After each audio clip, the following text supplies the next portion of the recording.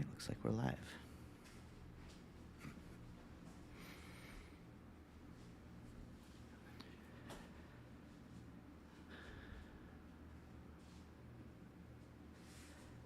Good evening, everyone. I'm Zen Master Sebastian Rizzon, founder of the Zen Art Center and the Mind Light Way School of Zen, and I lead these guided meditations on the first Thursday of every month at 7 p.m. I also hold a Dharma talk on the third Thursday of every month at 7 p.m. as well. And you can find them live or anytime on our Zen Art Center YouTube channel. Before I begin tonight, I'd like to say a few words about Zen. At its heart, Zen is being fully present and engaged with clarity in every moment. It's not a belief system. The practices are merely pointing you to the awareness that we all have before the distractions of thought arise. When your mind is free from distractions of your thoughts, you're able to access deep insights that are present in every moment, but often overlooked or overshadowed by your thoughts. These insights give rise to the wisdom which instinctively guides your actions to align with the will of your heart. In today's class, we'll be using a few Zen techniques to help us clear our mind of thoughts and experience the true nature of what is unfolding in every moment. We'll start with a few meditation techniques. Each one is just a different path to the same thing: undistracted, undivided attention in the present moment. For these meditations, we'll be focusing on different mantras. A mantra is the focal point of meditation. The word mantra literally means a tool to liberate the mind. In these meditations, we'll use the mantra to help us free our minds from the usual stream of thoughts and perceptions and feelings that divide our attention. For the first two meditations, the mantra will be our breath. When we sit, we'll just sit with our legs crossed. If you want to adjust this position to be more comfortable, that's okay. Some people like to kneel, but typically legs crossed, right hand, left hand, touching thumbs. For most of these, our eyes will be closed, but if your eyes are open, you want them kind of at a 45-degree angle with your gaze towards the floor. If you get uncomfortable during any of these meditations, feel free to stand up and stretch out. Just be respectful of the people meditating around you. And if you're at home sitting in a chair, you can just try to keep your back straight, your back and neck straight, and your feet flat on the floor. Try not to slouch, and you can put your hands in the same position. With that said, let's get starting with a breathing technique that can help you prepare your body for meditation. Start by breathing a little bit slower and a little bit deeper than you usually do. Bring your attention to the center of your chest. Visualize your heart at the center of your chest as you breathe. As you listen to my voice, I want you to keep slowing down your breath and breathing a little bit deeper. Feel your breath coming in through your nose and mouth, collecting all of the energy from your brain and moving it from your head into your heart. Imagine now that you're breathing with your heart.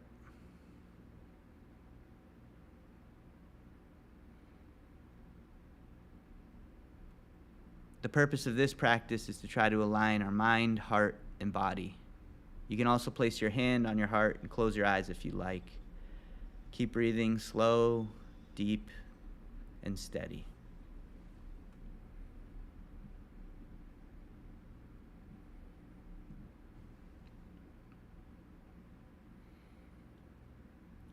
This is a technique you can use to relax yourself or reset yourself whenever you feel anxious, scattered, or whenever you feel like you need to switch gears from different activities you're doing throughout the day.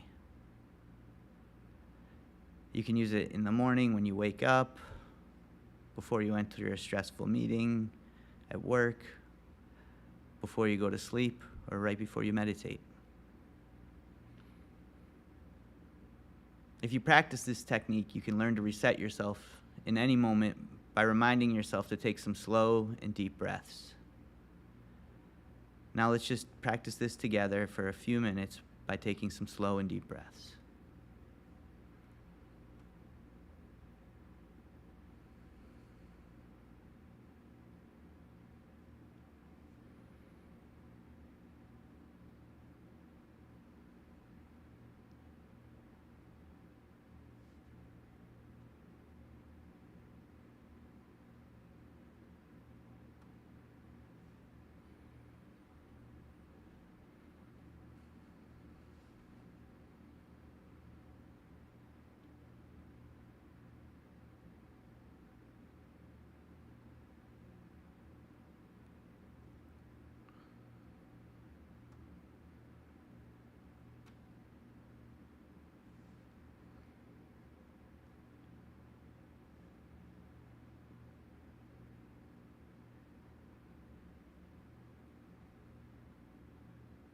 For our next meditation, we'll continue to use our breath to help us focus and clear our mind.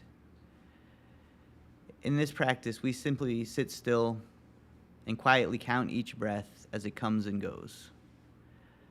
Breathe naturally. On each exhale, just count silently to yourself. Try to stay focused on the breath. If you lose count, it's a sign that your attention has wandered. But the moment you realize this, simply start over without judgment. That moment of awareness is part of the practice. The goal isn't to be perfect. It's to strengthen your ability to notice when you're distracted and refocus your mind. You can do this technique with your eyes open or closed, but if your eyes are open, your gaze should be towards the floor. Let's practice this now together for a few moments. Count each breath, stay with it, and when you drift off, just return to one and start over. I'm going to hit the muktak to start and finish this meditation.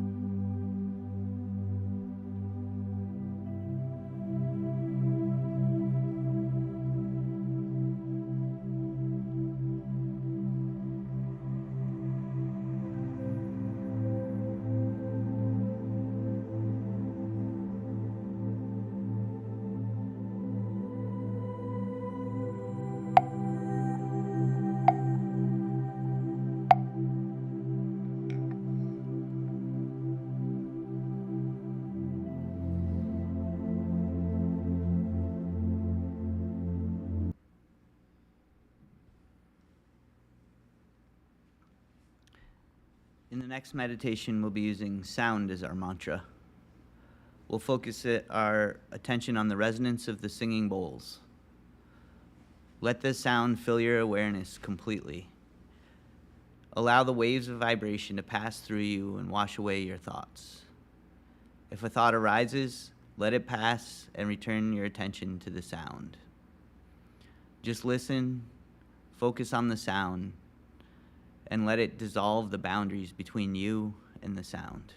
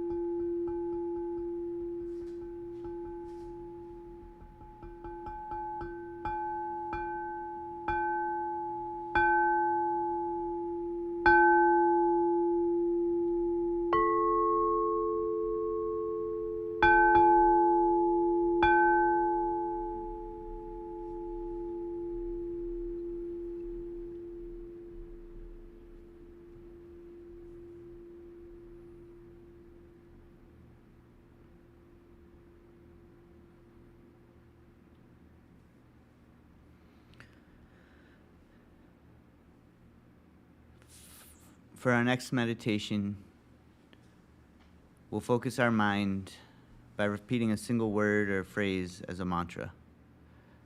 If you simply try to stop thinking, thoughts inevitably come into your mind.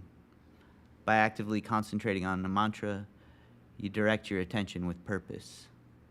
As you do this, try to let go of your opinions, your emotions, and desires. Don't analyze the meaning of the word or the phrase, just concentrate fully on it. If thoughts arise, just let them go and bring your focus back to the mantra. Use the mantra to focus your mind on one point until there's no place for the wandering thoughts to gather. You can use any word or phrase you'd like as a mantra, and if you don't have one you like to use, I suggest using the mantra of Kwanseum Bosal. Kwanseum Bosal is the bodhisattva of love and compassion in Korean Zen. A bodhisattva is an enlightened being dedicated to helping others awaken. Kwanseum Bosal is said to have thousands of eyes and hands and to be able to see the suffering of everyone and help those who call out her name. By using this mantra, you're actively drawing compassionate energy into your mind, and that energy helps you clear your mind and focus your awareness in the moment. The mantra is Kwanseum Bosal. Repeat it silently in your mind with full concentration. If you notice your mind wandering, simply return to your mantra without any judgment. Let's begin.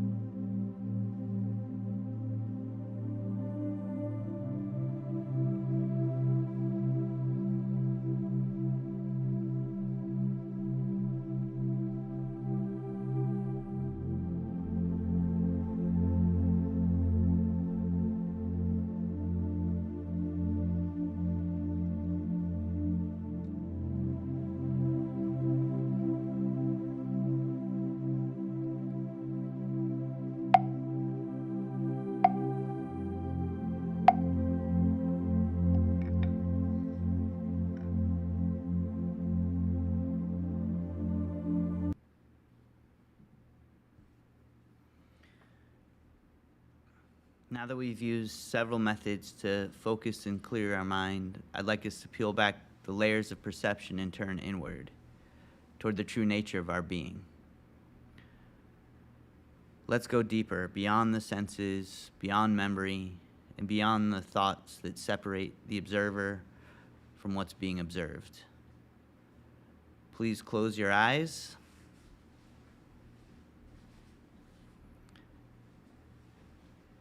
Now imagine yourself floating effortlessly in a boundless space.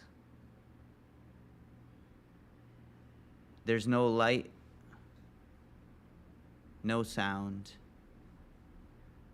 You can't see or hear anything. It's completely dark and silent. You can't smell, taste, or touch anything around you.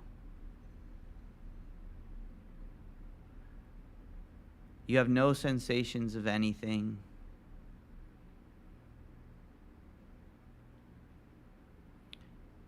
Now imagine that you have total amnesia. You have no memories. You don't know who you are, where you are, or how you got there. You have no reason to feel sadness, happiness, anxiety, stress, or fear. There's no sense of time, no language to describe anything, no thoughts and no emotions. You sense nothing, and you have no ideas about anything that ever existed. There's nothing to do, nothing to think about, and nothing to react to. And yet, you're still aware.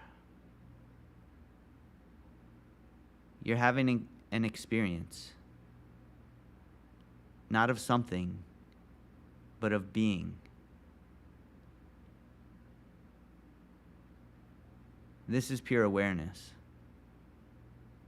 It's untouched by thought, memory, or sensation. It's the most fundamental experience of consciousness, unfiltered, undistracted, unconditioned. We all share this fundamental awareness. It's the ground of all experience. Let's sit for a moment together in silence. Rest in this awareness without trying to grasp it. Just be.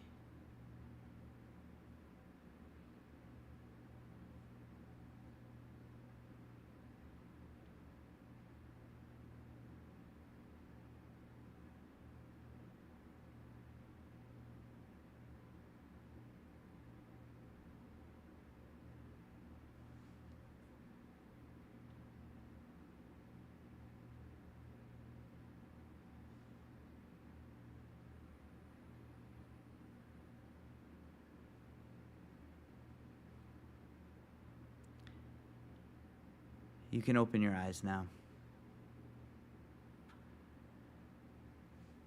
My own words can only point you to this awareness.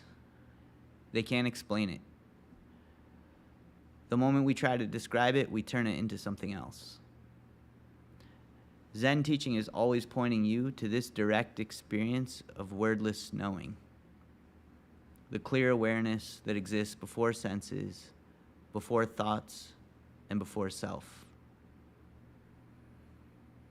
Now we're going to move on to a critical phrase, Koan meditation. Zen koans are questions or statements that point directly to the experience beyond words or concepts. They don't ask for answers. They challenge you to see the world beyond the thoughts that carve up the world with ideas of this and that. For our final meditation, we'll focus on a critical phrase, a short, essential koan that cuts straight to the heart of being. A critical phrase could be something like, who am I? What is the mind? Why am I here? What is the true nature of reality? Where is the boundary between the observer and the observed? These phrases or questions aren't riddles to be solved. They're tools to ignite awareness, to direct your attention to the source of your own existence. As you meditate, don't try to answer the question, don't analyze it or reflect on it. Just concentrate on the phrase itself. Choose a phrase that resonates with you. Hold it in your awareness like a flame. Let it burn away all of the distraction in thought until your mind opens to boundless clarity. Let's begin now.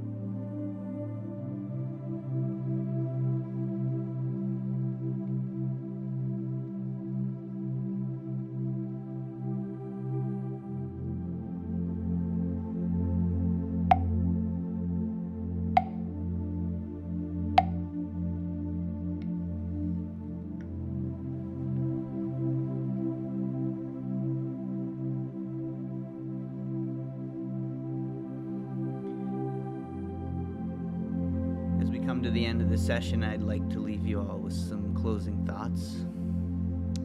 Zen practice is about bringing this same focus and clarity and awareness that we've been cultivating tonight into everything you do.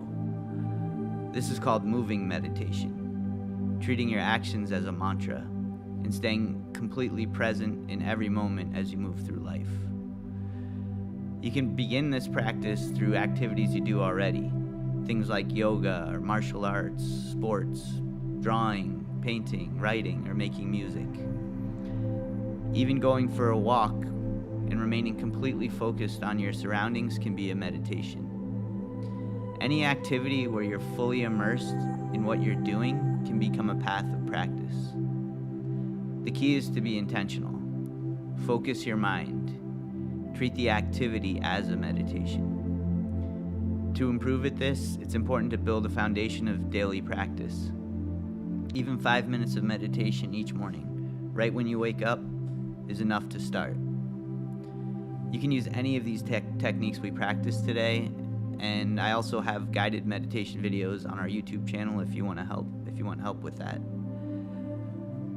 You can also expand your practice over time, but consistency is the key to the foundation. Consistency creates clarity and the ability to focus expands your awareness. Eventually, everything in your life can become a meditation. You could be doing the dishes, cleaning your room, having a conversation, answering emails, or sitting in traffic. When every action becomes a meditation, the boundary between yourself and the world dissolves. Then you experience the true nature of our reality directly in every moment.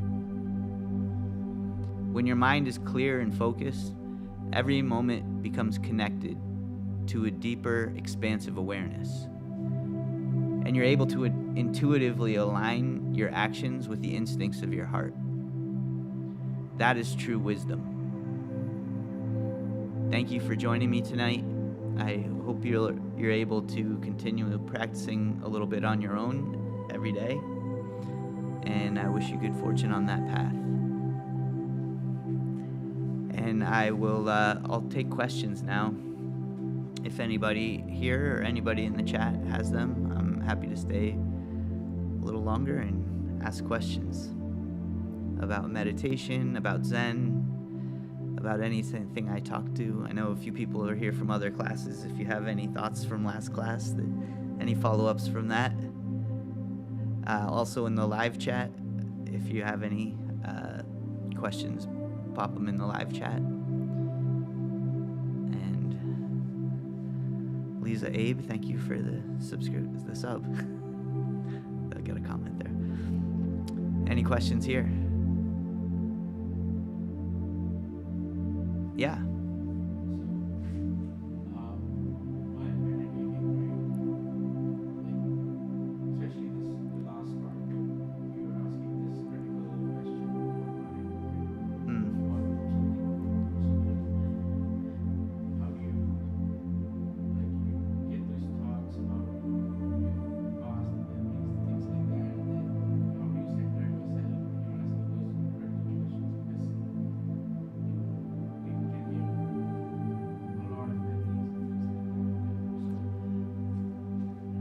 Yeah, so the question is, how do you deal with the thoughts and the memories that flood into your mind when you're trying to focus on a mantra? And in this particular case, you were talking about the critical phrase.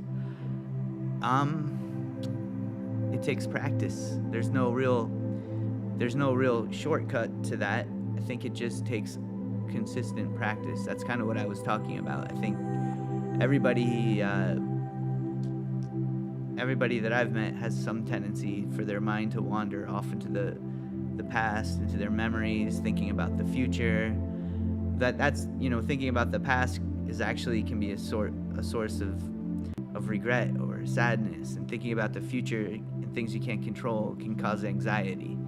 So the idea with the mantra is to just keep trying to focus your own thoughts. I think sorry, I forgot to turn this off. It's to focus your own thoughts on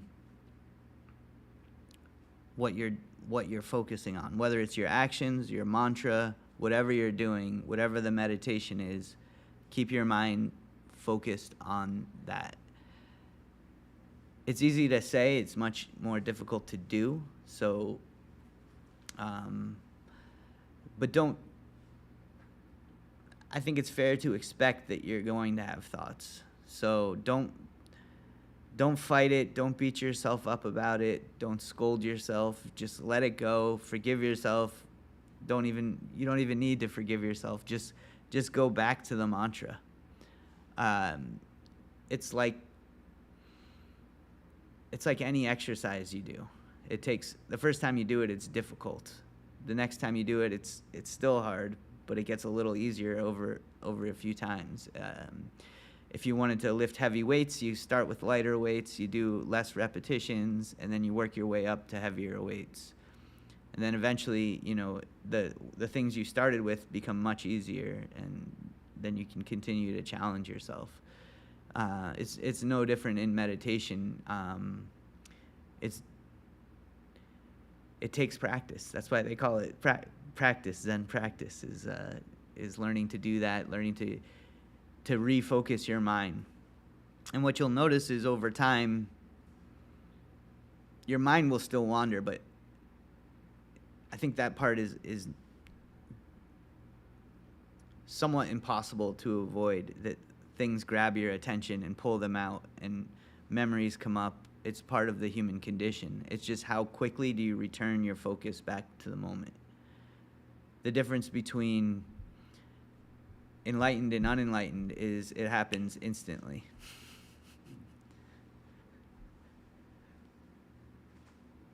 But you're still subject to all of the same human conditions that everyone is. But over time, you'll notice that it gets less and less. It's like, okay, I noticed it now, I'm coming back. I notice it now, I'm coming back. And it's not a straight trajectory up like this. It's usually up and down, and then over time, over a longer arc of time, you notice your improvement and how much quickly you come back. Things that used to bother you and make you angry for days, you can let them go within minutes. Memories that you were hung up on for years, you can push them out of your head. They'll still come back, but you can push them out of your head, and eventually it just it helps you just digest all of it, so that it's part of you, but also you don't have to fight it. You don't have to think about it constantly. But yeah, consistent practice, a little bit every day, trying to expand your practice over time, trying to do things while you're moving. Another thing is if you're having a really difficult day someday, get up and go for a walk. One of the best things you can do is go outside and go for a walk outside. If you can get into nature, even better. I think that gives you a lot more to kind of help you cleanse your thoughts out. One thing I like to do is just really focus on everything that's going on around me. Try and think of something, try and see something way out of your view that you hadn't noticed before, and then try to notice a small detail on something, and then do the same thing with your hearing. Like, try to hear something off in the distance, and then try to hear a faint noise that you hadn't noticed before. What are the feelings on your skin? And just as you breathe, just try to relax and let go of the stress that your body's holding, let go of the anxiety, let go of all your feelings, and just really focus, and try not to put labels on things. Try to just don't think like that's a bird. Just see what it is, see the shadows, see the colors. Try and see through what you would normally conceptualize as like birds, trees, people. Just try to see what it is when you stop drawing those imaginary lines around things, like, and then you'll start to notice that you're really a part of your environment in a way that you never recognized before, and that it's really, everything is an interaction. So that's one other way, is just, if you can't sit and meditate, try a different form of meditation. Go for a walk. Try to do something a little more stimulating, like go for a bike ride or something like that. That sometimes can help you just flush out the energy of your body that sometimes is resisting the sitting still. So those are things that have really helped me, particularly some sort of physical meditation that involves your body. I always, my original path was through my martial arts. So that was something I would focus on, not like fighting, but just like practicing techniques, trying to focus on the details of the techniques, things like that. You can do the same thing with an artistic practice, something like that, playing music, if you're into that kind of thing. There's a lot of different ways you can go into it, especially. And then I think after you do something like that, the sitting will become a lot easier for you, especially on those days that are really rough. That's been my experience. But every day can be a different form of a challenge. So I would say definitely don't get discouraged if you're having that. It's very normal. And just keep trying different approaches. Yeah, I've been trying to meditate on and off. Yep. In the last few weeks. One thing that's kind of worked for me is that, and I don't know if that's standard practice, but is that when I sit and start meditating, I just let all my thoughts flow over the floodgates. It just keeps going on, and then slowly kind of mellows down. That's when I start to focus, and then things take shape. Like what you mentioned, that okay, I'm noticing things, I'm focusing. Does that work, or is that just me? Yeah, no, I think that's a valid thing, is just letting your thoughts flow. If you're too attached to not thinking or a certain mantra, like that can also just make it more difficult. So sometimes if you can't stop thinking about it, just think about the thing you can't stop thinking about. Make that your mantra. So the mantra can be anything, but sometimes you have to get that out of your system in order to move past it. So I have a very very open view on that. I don't think you have to be very rigid in your practice in that way. But I do think it is, like you said, as you let that go, the idea is to just let it go, let it pass through, think about that. If you can't stop thinking about it, then try to get over that and then come back to still clearing out your mind from whatever is on it. So that's actually great advice. Yeah, and I've heard my teacher say the same thing to other people as well. Is like, oh, someone said, I can't stop thinking about this. And he's like, then just meditate on that. Think about that till you get it out of your system. Yeah. It's kind of related, I guess, but what if the source is external? So what if it's someone chaotic or someone's jackhammering? Like, what approach do you use in that situation? Yeah. Sometimes we have challenges here with like music playing from one of our neighbors or something, or the train going by, or if that's happening, it's just part of the experience. It's part of your meditation. You can focus on that sound just as much as your mantra. The idea is to have internal steadiness no matter what's going on around you. And that's another reason why I'm such a proponent of moving meditation. If you sit and meditate in a dark, quiet room, and then you go out into traffic and someone cuts you off in traffic and you're upset, like, did the meditation work? You're still, you got to be able to quickly turn your focus to whatever you're doing, letting go of whatever emotions that you were caused by what happened. If someone cuts you off and steals your parking spot, do you hang on to it for the rest of the night, or do you let it go right away and find the next parking spot that pops open? If you're too distracted by your thoughts, you might miss the opportunity for the open spot. You're standing there arguing with someone over this, and one opens up across the street. You never know. So, yeah, I'm just making some kind of silly examples, but I think it's a good lesson.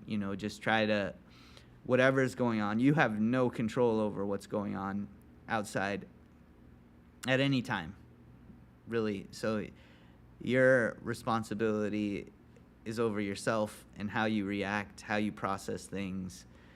And the quicker you let them go and don't be attached to what's happening on outside of you, just kind of let it go in front of a mirror, like a mirror, and then when it goes away, it's gone.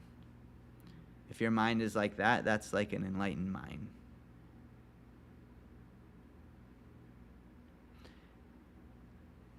I have some loud neighbors, so. Yeah, I mean. I just moved into two places. Yeah, no, I mean, I think if you have loud neighbors, it's within reason to complain and let them know it's bothering you. I'm not saying you have to just adapt to. I'm gonna need to adapt. To extreme circumstances, but sometimes, yeah, like what you never know what kind of environment you might be thrown in, or what's going to happen tomorrow. So the more you learn to control your own mind in any of those situations, the better off you'll be no matter what happens.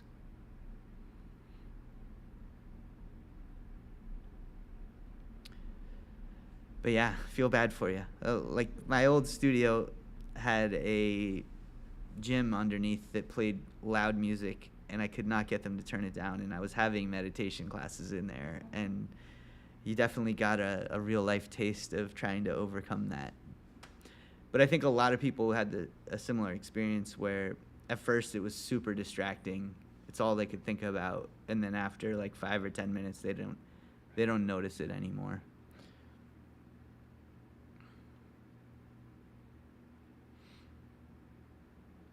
Any more questions?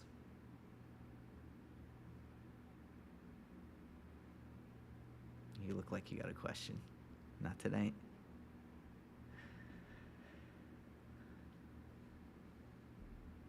All right.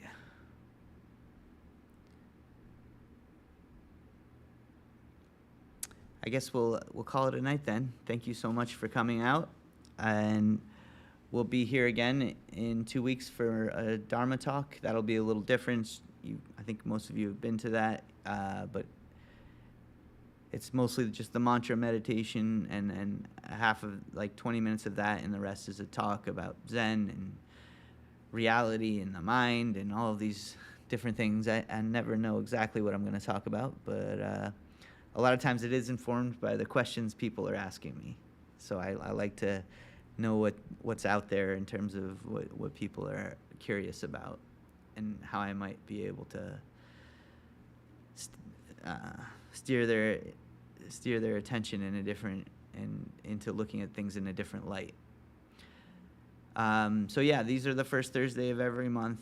This one is pretty standard. I vary it a little bit, but you'll find a lot of the same meditations. It's just a chance to get together and practice. The Dharma talks are always quite different. And I host Zen writing and art groups. So those are different moving meditations. We're sitting, but focusing on our actions more than just clearing the mind with a sitting meditation. And those are on the writing classes this weekend, Sunday, 3:30 to 5, and then 2 weeks. So that's September. Oh wait, maybe it isn't. September 14th. Is that this weekend?